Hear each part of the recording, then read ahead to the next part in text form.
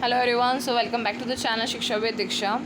अब हम competitive marketing के सेकंड चैप्टर की भी इस वीडियो में कवर करेंगे। ठीक है, ऑलरेडी फर्स्ट चैप्टर जो है मैं उसको अपलोड कर चुकी हूँ। सो सेकंड चैप्टर देखते हैं इसमें क्या है।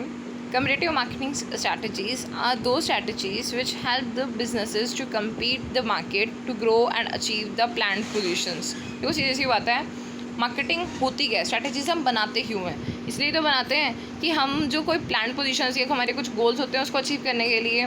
बट उसमें क्या होता है कि भैया इतना इजी नहीं होता कि हम उन गोल्स को अचीव कर सकते हैं, हमें कम्पीट करना पड़ता है। बिकॉज ऑलरेडी हर कोई चाहता होता है वो गोल्स, ज़्यादा मतलब क्या गोल्स होते हैं, कॉमन गोल्स ही होते हैं। हर कोई चाहता है कि भैया पूरा पूरा मार्केट शेयर मेरा हो, हर कोई चाहता है कि रूल मैं करूँ, हर कोई चाहता है कि कंज्यूमर की फर्स्ट प्रेफरेंसेस में हमारा नाम आए, हर कोई चाहता है कि ब्रांड पोजीशनिंग अच्छी हो, हर कोई चाहता है कि कुछ भी कहते हैं प्रोडक्ट की चीज़ हो, जो भी हमारी प्रोडक्ट है उसमें सबसे पहला ब्रांड का नाम हमारा है। कि अगर जैसे मैं बोलूँ जैसे कोलगेट चाहता है कि भाई जैसे ही कोई भी टूथपेस्ट की बात करे, सबकी आंखों में, सबके दिमाग में बस ये कोलगेट दिखना चाहिए, ये हर कोई चाहता है। ठीक है, तो उसके लिए क्या करना पड़ता है, कंपटीशन करना पड़ता है। तो हमारी जो स्ट्रैटेजीज़ ही हैं जो हम इसमें सब्जेक्ट में पढ़ रहे हैं, वो हम यही कर रहे हैं कि हमारी कुछ मार्केटिंग स्ट्रैटेजीज़ ऐसी हों जिससे हमारी जो डिज़ायर्ड पोजीशन है हम उसे अचीव कर सके while having the competitive market.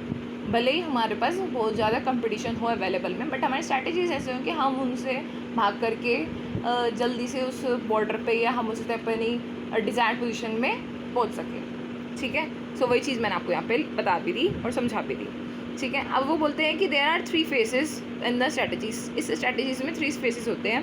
First is entrepreneurial marketing, second is formulated marketing, third is entrepreneurial marketing. First entrepreneurial में क्या होता है, देखो आपको पता है कि एंटरप्रेन्योर होता क्या है। एंटरप्रेन्योर ये होता है कि जिसमें कोई इंडिविजुअल एक स्टार्टअप करना चाहता होता है विद हैविंग देयर क्रिएटिविटी, और हम बोल सकते हैं कैपेसिटी। ठीक है, या उसके उसके वो कहते हैं इतना एंकरेज्ड होता है कि उसके पास इतना करेज होता है कि भैया वो नया काम या नया स्टार्टअप स्टार्ट कर सके, वो उसी को हम एंटरप्रेन्योर कहते हैं। यहाँ पे एंटरप्रेन्योर मार्केटिंग वही होती है कि जिसमें कोई फॉर्मल तरीका नहीं होता, जो उसके दिमाग में आया, जो उसको इनफॉर्मली लगा, उस तरीके से उसने उसको स्टार्टिंग में अपने स्टार्टअप के लिए मार्केटिंग करी, उसको हम एंटरप्रेन्योरियल मार्केटिंग कहते हैं। ठीक है, जैसे कि कोई किसी ने छोटा बिजनेस स्टार्ट किया, किसी ने कोई एक अपना स्टॉल बनाया मैगी का, और उसमें उसको नहीं पता चल रहा कि वो कैसे मार्केटिंग करे। उसने किसी नेबर्स की, वहाँ पे लोकल जो भी बंदे थे उनसे जा करके कहते हैं कुछ यूनिकनेस जो उसको लगी कि भैया मैं सबको नोट लिख करके दूंगा और वो सारे नोट से मेरे से इम्प्रेस होकर के मेरी जो सेल्स है उसको इंक्रीज़ करेंगे। सो उसकी हम बोल सकते हैं उसकी क्रिएटिविटी है इसमें मार्केटिंग में। सो वो हमारी एंटरप्रेन्योरियल मार्केटिंग में आ जाती है। ठीक है, तो this is not a formal way, कोई फॉर्मल वे नहीं है। ये उसने खुद से सोचा कि मैं नोट से जो है उनको इम्प्रेस करूँगा and they would be attracted towards my Maggi और द माई प्रोडक्ट, है ना। तो उसकी जो चीज़ है वो नॉन फॉर्मल है। ठीक है, सेकेंड होता है फॉर्मुलेटेड मार्केटिंग। फॉर्मुलेटेड मार्केटिंग तब होती है जब आपने अच्छी खासी मार्केट शेयर अचीव कर रखी है। ठीक है, तब आप ना एक फॉर्मल तरीके से अपने मार्केटिंग करते हैं। जैसे कि अब आप अगर मार्केट में ऑलरेडी एक पोजीशन बना चुके हैं, सो आपका सोशल मीडिया में या सोशल प्लेटफॉर्म्स में आपकी एक इमेज जो सेटअप होगी ऑलरेडी, आप उसके थ्रू मार्केटिंग करेंगे। ठीक है, आपका ब्रांड है तो ब्रांड का नेम वगैरह जो है सब कुछ बन चुका होगा, आप उसके हिसाब से करेंगे। आप ऑफर्स लेकर के आ सकते हैं, क्यों? क्योंकि कस्टमर रिकग्नाइज यू, उनको पता है कि आप भी मार्केट में हो। ठीक है, बट पहले वाले में कस्टमर को पता नहीं था, तो वहाँ पर एक तरीके से उसकी इंडिविजुअल जो भी उसकी थिंकिंग थी या नॉन फॉर्मल वेज थे वो उसमें आ रहे थे। इसमें आपके फॉर्मल वेज आएंगे।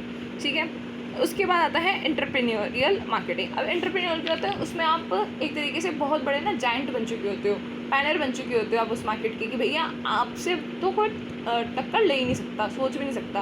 अब आप क्या करते हो कि भैया मुझे अब एक्सपेंशन करना है। अब एक्सपेंशन के लिए आप चाहते हो कि कोई ऐसा तगड़ा इनोवेशन हो या ऐसा तगड़ा कोई मेरा प्रोडक्ट में फीचर डेवलप हो जाए, कुछ ऐसा हो जाए कि जिससे ना मैं अभी जितना प्रॉफिट कमा रहा हूँ वो डबल हो जाए। मतलब आप फिर छोटे मोटे प्रॉफिट्स के लिए लड़ाई करते, क्योंकि अब आप ऑलरेडी इतने बड़े सेठ बन के बैठे हुए हो, अब आपको ज़्यादा चीज़ चाहिए। सो वो हमारा एंटरप्रेन्योरियल मार्केटिंग में आ जाता है। ठीक है, so this is for very big and the pioneer companies, they intended to capture the market more gradually. ठीक है, ग्रेजुअली उनको चाहिए होता है. They already have a big market share, और ये ज़्यादा अपनी मार्केटिंग में ध्यान नहीं देते क्योंकि उनको पता है कि हमारा सामान अगर हम मार्केटिंग ना भी करें तो बिकेगा. ये मार्केटिंग में तभी ध्यान देते हैं जब इनको लगता है भैया अब इनोवेशन आया है, अब हम अच्छे खासा और भी जितना मार्केट हमने कैप्चर करा हुआ उसको अभी हम डबल ट्रिपल कर सकते हैं. मैं समझ रहे हो, ये छोटे मोटा जो है उसमें जुआ वो नहीं खेलते, ये बहुत बड़ा खेलते जो भी दाव खेलते हैं. ठीक है, so rely on the innovative and the creative ways for the marketing. उसके बाद आता है competitive positioning strategy. competitive positioning strategy क्या होती है कि जब आपको कहते हैं competitive advantage अचीव करना होता है. you know कि competitive advantage क्या होता है. competitive advantage एक ऐसा advantage होता है जिससे आप superior feel करते हैं, या आपको एक तरीके से एक ऐसा एडवांटेज मिलता है जो औरों के पास नहीं है. ठीक है, उसे हम बोलते हैं कम्पिटिटिव एडवांटेज, या द +1 एडवांटेज कह सकते हैं हम इसे. ठीक है, सो वो किस तरीके से हो सकता है. आइदर आपने कॉस्ट पे लीडरशिप कर ली है, कॉस्ट पे आपने इतना फोकस कर लिया कि अब आपकी कॉस्ट इतनी कम हो चुकी है बट औरों की कॉस्ट अभी भी ज़्यादा है, कि जिसकी वजह से आप ना प्रॉफिट अच्छा खासा बना पा रहे हो मार्केट से. ठीक है, वो होता है कॉस्ट लीडरशिप. सेकेंड होता है डिफ्रेंशिएशन. आप आउट ऑफ द रेस चल रहे हो, अब दुनिया जा रही है राइट साइड, आप जा रहे हो लेफ्ट साइड, और लेफ्ट साइड में आपको कंपटीशन है ही नहीं, तो आप ही जीतोगे. वो होता है डिफ्रेंशिएशन वाला. मतलब आपने इतना हटके काम कर लिया कि now you are the irreplaceable in the market, अब आपको कोई तोड़ नहीं सकता. वो होता है डिफ्रेंशिएशन. सो ये इसमें तो डिफ्रेंशिएशन फोकस. ठीक है, उसके बाद आता है value discipline strategy. Value discipline strategy क्या होती है. This is the strategy to value the customer. इसमें हम सिर्फ और सिर्फ फोकस करते हैं कि हम कंपटीशन इस हिसाब से विन कर सकते हैं अगर हम कस्टमर को वैल्यू अच्छे से करें. और आप मानते भी हैं कि ये स्ट्रेटजी चलती भी है बहुत जगह, कि अगर आपने कस्टमर को एक बार अच्छे से प्लीज़ कर दिया ना, सो आप कहते हैं बहुत अच्छा मार्केट में अपनी पोजीशन बना सकते हो. क्यों? बिकॉज कस्टमर ने अगर आपको पसंद करा तो और तो आपको कुछ चाहिए ही नहीं. ठीक है, आपको मेन कमाना है कस्टमर से, और उन्हीं के सामने अगर आप छा गए तो बस आपकी तो निकल गई लॉटरी. ठीक है, सो वाली बात होती है.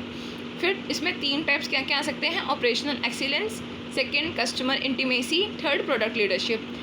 ऑपरेशनल एक्सीलेंस का मतलब होता है कि आपने इतने अच्छे तरीके से उसको सर्विसेज दिए कि कस्टमर की कन्वीनियंस आपने अचीव कर ली, उसको कोई दिक्कत नहीं है. आपने eight the time of selling आपने हर एक चीज़ उसको पहले से बता दी कि क्या क्या तरीके रहने वाले हैं, what are the dos and don'ts at the time of using. जो भी उस प्रोडक्ट की चीज़ें हैं वो सब चीज़ें आपने बता दी, मतलब पूरी तरीके से आपने उसको इन्फॉर्मेशन दे दिया.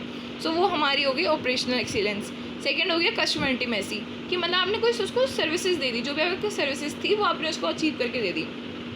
ठीक है, मतलब आफ्टर सेल या जो भी थी फर्दर, या जो भी बिहेवियरल एक तरीके से हमारी सर्विसेज होती हैं कि आप उनको उनसे ढंग से बात करो, उनसे क्रिएट अच्छा करो, वो सब चीज़ें हमारी कस्टमर इंटीमेसी में आती है. थर्ड आ गया प्रोडक्ट लीडरशिप, कि आपने जो प्रोडक्ट बनाया है ना वो ऐसा बनाया है कि एक बार अगर कंज्यूमर ने उसको यूज़ कर लिया ना, वो बार बार ही आपके पास ही आएगा, वो भूल जाएगा कि कोई और प्रोडक्ट भी होता है. ठीक है, तो वो होता है प्रोडक्ट लीडरशिप. ठीक है, उसके बाद हमारा आता है topic to winning in the marketing environment. मतलब उसके लिए अपना फोकस करना चाहिए आपको आउटविटिंग में, आउट मैन्यूवरिंग में, और उसके बाद थर्ड है हमारा आउट परफॉर्मिंग में. आउटविटिंग क्या होता है. Think out of the box, कि भैया आपने कुछ हट के सोचना है. ठीक है, ये आपने अगर सोच लिया हट के, तो एक तरीके से आपने कंपटीशन से बाहर हो गए. आप कंपटीशन से बाहर हो गए तो अब आप जिस रेस में भाग रहे हो ना वहाँ आप ही विजेता हो. ठीक है, सो ये हो गया think out of the box. उसके बाद आता है आउट मैन्यूवरिंग. आउट मैन्यूवरिंग में क्या होता है कि आपने जो भी सोचा है, ठीक है, आप इतने फ्लेक्सिबल होने चाहिए कि आप उसको ईजिली अडॉप्ट कर लें. ऐसा ना हो कि आपने सोचा, ब्लूप्रिंट बना लिया, बट आप बोलते हो कल करेंगे, और वो कल इतना कल हो गया कि अब दुनिया कर रही है बट आप ही नहीं कर पा रहे हैं. सो वो वाला चीज़ जो होती है ना वो भी आपके लिए प्रॉब्लमेटिक हो जाती है. तो अगर आपने सोचा उसको आप इतने जल्दी इम्प्लीमेंट भी कर लो कि आपको फर्स्ट मूवर की जो एडवांटेज है वो अचीव कर सको. ठीक है, उसके बाद थर्ड आता है आउट परफॉर्मिंग. आउट परफॉर्मिंग होता है कि आपने अभी तो पोजीशन अपनी अच्छी बना ली है, बट आप ऐसे सो नहीं सकते हो कि भैया हाँ अब तो मैंने अच्छी पोजीशन बना ली, अब तो मैं चांद की नहीं सो जाऊँगा, अब तो मेरा बिजनेस चल गया है ऑटो मोड पे चल गया. नहीं, आपने फ्यूचर के लिए भी एंटिसिपेट करते रहना है कि क्या बेस्ट आप और कर सकते हो कि फ्यूचर में भी आप स्ट्रॉन्ग पोजीशन में बने रहो. ठीक है, सो वो हमारा होता है outperforming. Prepare to be unique in future. आपने फ्यूचर में भी यूनिक बने रहने के लिए प्रिपरेशन करना आउट परफॉर्मिंग में आता है, ठीक है। अब इन तीनों की ही अगर आपको अंडरस्टैंडिंग लेनी होती है अपने लिए भी और कंपटीटर्स के लिए भी, क्योंकि आप में दिमाग है तो क्या कंपटीटर में दिमाग नहीं है? कंपटीटर में भी दिमाग है, वो भी सोच रहा होगा कि भैया मैं आउट ऑफ द बॉक्स सोच लूँ, या वो भी सोच रहा होगा कि मुझे कोई एक लीड मिल जाए मैं उसको इम्प्लीमेंट कर दूँ, या वो सोच रहा होगा कि अभी मेरी स्ट्रॉन्ग पोजीशन है मैं उसको फ्यूचर में और कैसे डेवलप करूँ। तो उसके लिए भी आपको अंडरस्टैंडिंग लेनी पड़ेगी। The same need to be consider and observe from the competitors planning, कि वही आपको कंपटीटर्स की प्लानिंग की भी इंसाइट्स रखनी पड़ेगी, ठीक है। कंप्यूटर्स लर्निंग क्या होती है? कंप्यूटर लर्निंग होती है जिसमें आपने ना कंप्यूटर के डेटा को कलेक्ट करना होता है कि भैया क्या क्या डेटा है उसका, अगर कस्टमर बिल्ड कर रहा है कैसे बिल्ड कर रहा है, क्या क्या ऑफर्स निकाल रहा है, ये सब आपको ध्यान रखना पड़ता है। आप सोचो नहीं मैं जो कर रहा हूँ सही कर रहा हूँ, मेरे को तो किसी और को देखने का मतलब नहीं है। अरे आपको मतलब भले ही नहीं है, but you need to be aware about it, क्योंकि अगर जो सामने कर रहा है वो अगर आप नहीं कर रहे हैं so might you would be consider as outdated, ठीक है, या आप कहीं से लूज़र कंसिडर हो सकते हो। आपको ध्यान देने की ज़रूरत है, भले ही वो सही कर रहा है भले ही वो कचरा कर रहा है, दोनों चीज़ों में आपको आंखें खोल के देखने की ज़रूरत है कि वो कर क्या रहा है। सो वो चीज़ इसमें आ जाती है। सेकंड हमारा होता है ऑर्गेनाइजिंग। उसको डेटा आपने लिया, जो भी उसके ऑफर्स थे उसको ऑर्गेनाइज़ किया कि क्या क्या कैटेगरीज में हो सकते हैं। उसके बाद आपने उसको एनालाइज़ कर लिया कि वो अगर ऐसा करना चाह रहा है तो उसका क्या मोटिव होगा। आपने उसकी एनालिसिस बना ली, तब आपने उसकी इंसाइट्स पैदा करी कि उससे उसको कितना अचीव हुआ, अगर उसने ये ऑफर्स निकाले थे तो उसको कितना बेनिफिट हुआ और आप कैसे कर सकते हो, वो सब चीज़ें करा। फिर उसके बाद उसको यूज़ किया, आपने जो भी इंसाइट्स बनाई थी उसको यूज़ कर लिया। अगर आपको लगा कि मेरे को अपने प्लानिंग में कुछ अल्ट्रेशन करनी चाहिए तो आपने अल्ट्रेशन कर दिया। अगर आपको लगा नहीं इतना अल्ट्रेशन करने की ज़रूरत नहीं है, my planning is good enough for the time, so you can go ahead with your planning, ठीक है। सो ये हमारी कंप्यूटर लर्निंग में आ जाती है। उसके बाद आता है comparative knowledge generation. Comparative knowledge generation होती है कि जब हमें कंपटीशन जो है उसको देखने के लिए नॉलेज बनानी होती है। तो देखो नॉलेज आप कैसे बना सकते हो कि आपको कहते हैं अच्छा खासा आप कंपटीशन दे सको दुनिया में। आपको सबसे पहले लर्निंग फेज़ में रहना चाहिए। आपने अगर एक बार ही सोच लिया कि भैया मैं तो हर टाइम सीखता रहूँगा ना, तो आपकी हार नहीं है। बट आपने एक बार सोच लिया ना कि अब मुझे सीखने की क्या ज़रूरत है, तो आप सोच लो कि आप हारे ही हुए हो इसलिए आप सीख नहीं सकते हो, ठीक है। सो लर्निंग हमारे पास क्या होता है, वेलकम या ओपन बिहेवियर होना चाहिए टुवर्ड्स लर्निंग। अगर आप वेलकमिंग नेचर है आपका कि हाँ ठीक है मुझे सीखने को मिला मैं सीख लूँगा, सो आप सीख सकते हैं। सेकंड होना चाहिए कि आपके पास एबिलिटी होनी चाहिए थिंक और एक्सप्लोर करने की। आप सोचो कि हाँ मैं कुछ अच्छा सोचूंगा, अभी भी खाली बैठने वाला काम नहीं करना, ठीक है। थर्ड हमारा है considering how knowledge can help. और आपको ये भी देखना है कि जो आपने नॉलेज एक्वायर करी है या अपनी नॉलेज बनाई है उसको आप यूज़ कैसे कर सकते हो। ऐसा तो नहीं आप फालतू की नॉलेज लेके बैठे हुए हो या आप ऐसी कोई नॉलेज लेके बैठे हो जिसको आप यूज़ ही नहीं कर रहे हो अपने बिजनेस में, वो भी बेवकूफ़ी है। आपने बोला अरे अंबानी ये कर रहा है मैं ऐसे कर सकता हूँ, ये सब आपकी फालतू की बातें हैं। अगर आप उसको अपनी बिजनेस में यूज़ नहीं कर रहे हो तो वो आपकी तब तक फालतू रहेगी बातें, भले आपने बहुत दिमाग बना लिया हो, भले आपने बहुत बड़ी स्टडी कर ली हो, ठीक है। उसके बाद आता है hold of the data. Hold of the data आप कैसे कर सकते हो, need decide what data is needed. आपने जो भी नॉलेज बनाई उसमें से आपने हर चीज़ जो आपने सोची आपके दिमाग में आपके लिए वो हर चीज़ वर्थ ही नहीं होती है। उसमें से भी आपको डिसाइड करना पड़ता है कि what are the actual having worth और कौन से में नहीं है।